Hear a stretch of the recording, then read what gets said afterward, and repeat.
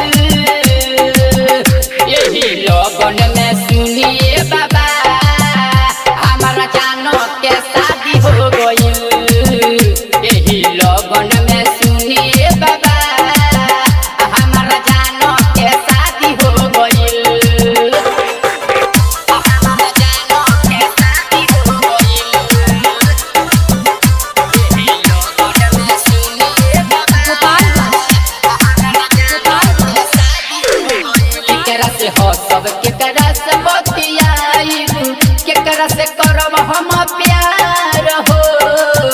ए भोले बाबा छोड़ी के चली गईली हमारा के तो ससुरार हो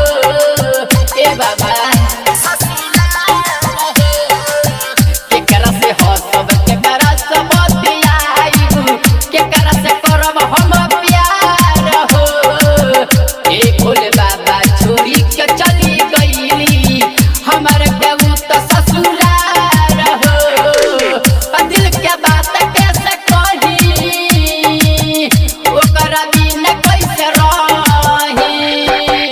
दिल के बात कैसे कही ओकरा बिना कैसे रही हमारा रहता बोली कैसे के राजी हो गई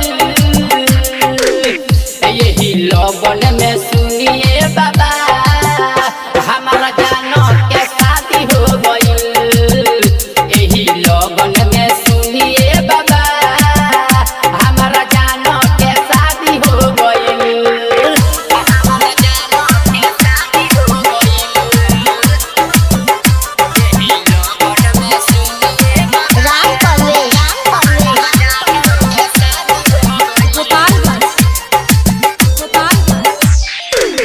लो परदेसी प्यारी कइल रहल सान से